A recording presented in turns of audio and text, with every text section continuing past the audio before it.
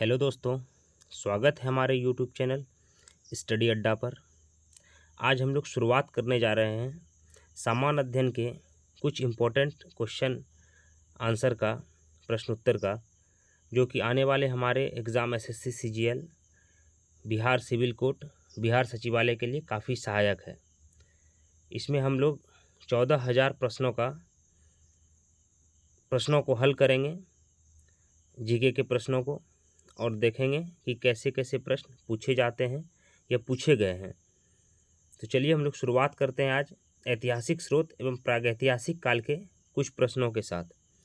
हमारा पहला क्वेश्चन है, भारत के नामकरण के संदर्भ में भारतवर्ष का उल्लेख किस ग्रंथ में मिलता है? तो इसका सही आंसर है अष्टाध्यायी। इसका सही आंसर हो जाएगा अष्टाध्यायी। अष्टाध्यायी है क्या?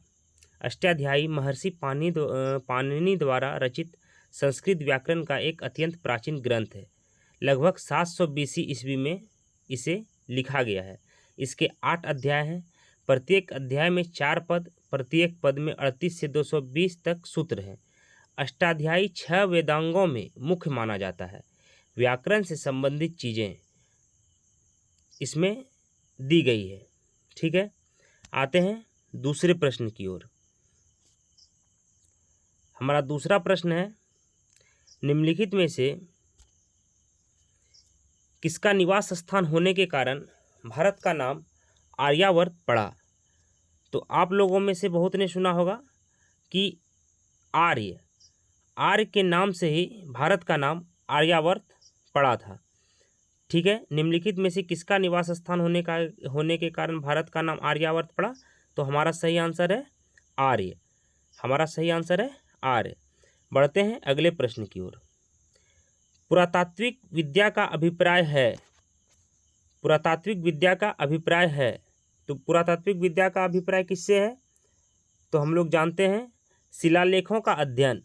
शिलालेखों का अध्ययन पुरातात्विक विद्या का अभिप्राय है, शिलालेखों का अध्ययन। बढ़ते हैं अगले प्रश्न की ओर। दिया गया है, निम्नलिखित में से कौन सा एक सुमेलित नहीं है? निम्नलिखित में से कौन सा एक सुमेलित नहीं है? तो हाथी गुम्फा अभिलेख खारवेल, ये सही है। देवपाड़ा अभिलेख यशोधवर्मन। प्रयाग प्रशस्ति अभिलेख समुद्रगुप्त, ये भी सही है। नासिक अभिलेख गौतमीपुत्र शातकर्णी। ठीक है, तो इसमें से हमारा जो आंसर होगा, क्या पूछ रहा है, कौन सा एक सुमेलित नहीं है? तो देवपाड़ा अभिलेख ये सुमेलित नहीं है। बढ़ते हैं अगले प्रश्न की ओर। क्वेश्चन है, दिए गए निम्नलिखित कथनों पर विचार कीजिए। दिया गया है, प्रारंभिक अभिलेख शिलाओं, स्तंभों, ताम्रपत्रों, दीवारों, मुद्राओं पर खुदे हुए मिले।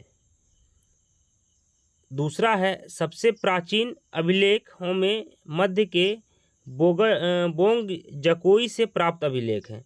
तो इसका सही आंसर है 1 और 2 दोनों। प्रारंभिक अभिलेख हम लोग जानते हैं कि शिलाओं, स्तंभों, ताम्रपत्रों, दीवारों, मुद्राओं पर खुदे हुए मिले थे। ये दोनों आंसर सही है। इसका ऑप्शन सी हो जाएगा। बढ़ते हैं अगले प्रश्न की ओर। अगला क्वेश्चन है हमारा, निम्नलिखित में से कौन सा खरोष्ठी लिपि को पढ़ा था? निम्नलिखित में से किसने खरोष्ठी लिपि को पढ़ा था? तो हमारा आंसर हो जाएगा जेम्स प्रिंसेप। हमारा आंसर हो जाएगा जेम्स प्रिंसेप। पढ़ते हैं अगले क्वेश्चन की ओर। अगला क्वेश्चन हमारा, दिए गए निम्नलिखित कथनों पर विचार कीजिए। तो कथन क्या है हमारा?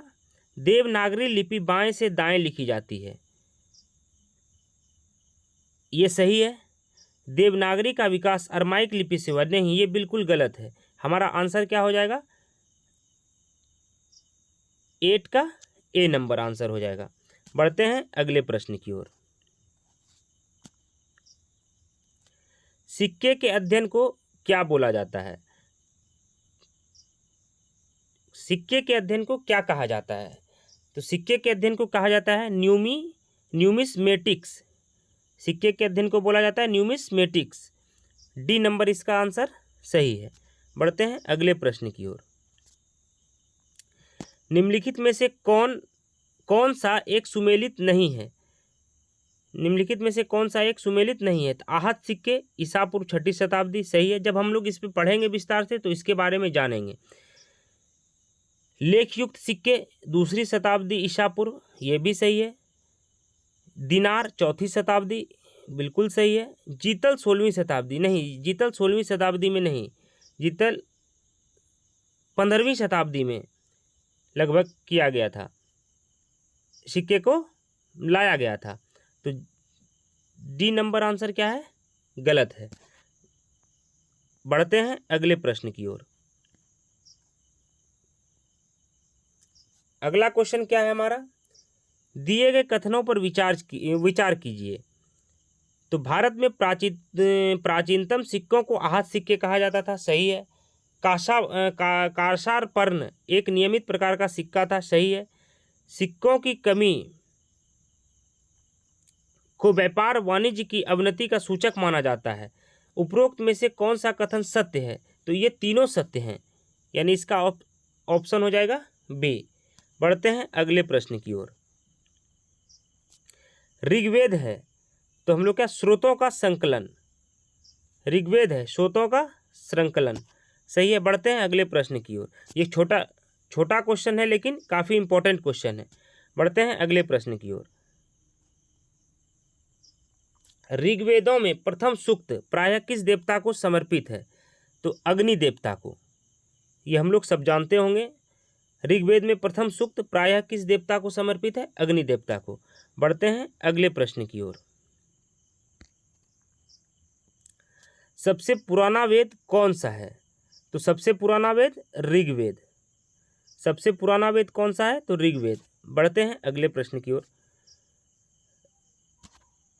ऋग्वेद में सबसे पवित्र किस नदी का जिक्र है? तो ऋग्वेद में सरस्वती नदी, जो कि अब बिल्कुल विलुप्त हो चुकी है। बढ़ते हैं अगले प्रश्न की ओर। निम्नलिखित में से किसका संकलन ऋग्वेद पर आधारित है? तो इसका आंसर क्या हो जाएगा? सामवेद। निम्नलिखित में से किसका संकलन ऋग्वेद पर आधारित है? सामवेद। बढ़ते हैं अगले प्रश्न की ओर। शास्त्रीय संगीत के सिद्धांत की विवेचना की गई थी।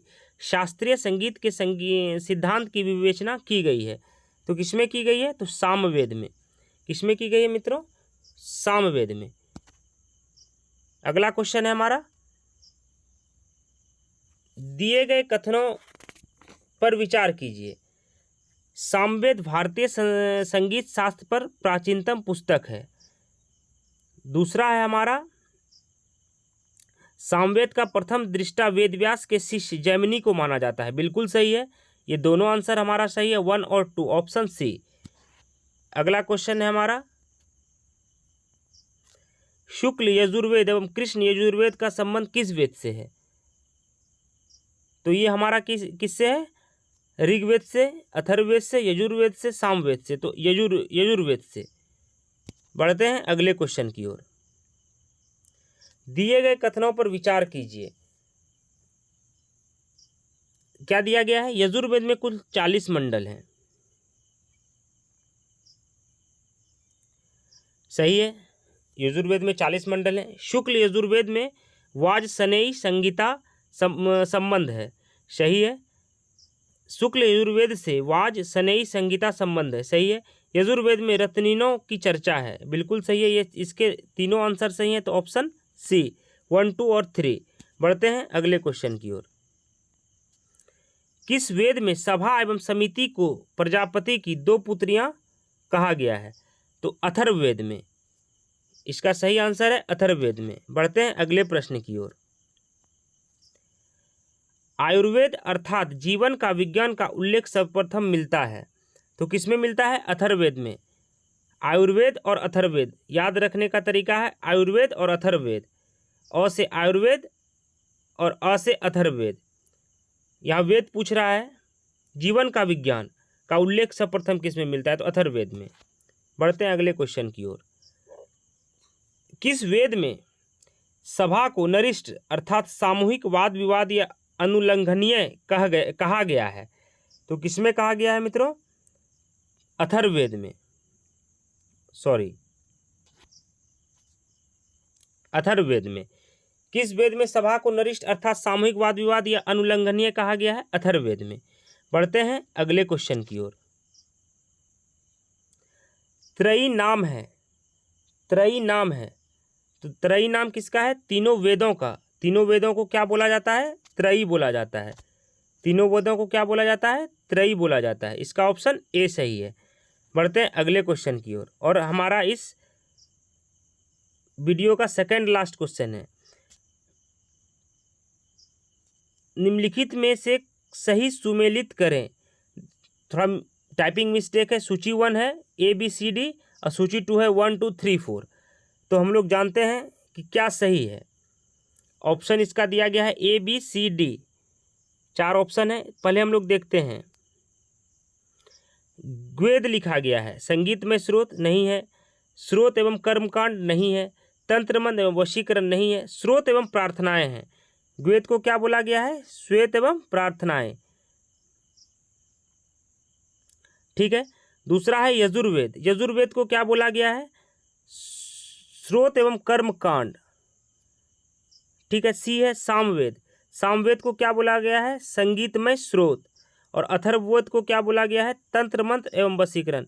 यानी इसका ऑप्शन होगा 4 2 1 3। तो इसका सही ऑप्शन है ऑप्शन ए, ऑप्शन ए। बढ़ते हैं अगले प्रश्न की ओर, और इस वीडियो का हमारा अंतिम प्रश्न है। थोड़ा सा नंबरिंग मिस्टेक है। तो हमारा है, दिए गए निम्नलिखित कथनों पर विचार कीजिए।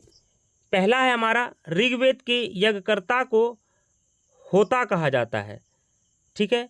दूसरा है हमारा, यजुर्वेद के यज्ञकर्ता को अथर्वयु कहा जाता है। सामवेद के गायनकर्ता को उद्गाता कहा जाता है।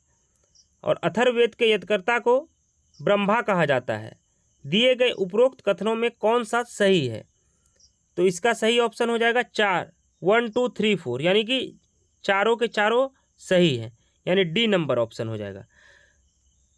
तो ये आज का हमारा टोटल 25 क्वेश्चन था, और इसके बाद हम लोग आगे इसी तरह से 25 का सीरीज ले करके आगे बढ़ते रहेंगे। आपको ये वीडियो हमेशा उपलब्ध मिलेगा। अगर हमारा वीडियो आपको पसंद आया हो तो आप लाइक, सब्सक्राइब और शेयर करें हमारे चैनल को, और ज़्यादा से ज़्यादा लोगों तक पहुंचाएं। और अगर इसमें कोई त्रुटि हो तो आप हमें ज़रूर बताएं, ताकि हम इसको सही करने का प्रयास कर सकें। बहुत बहुत धन्यवाद।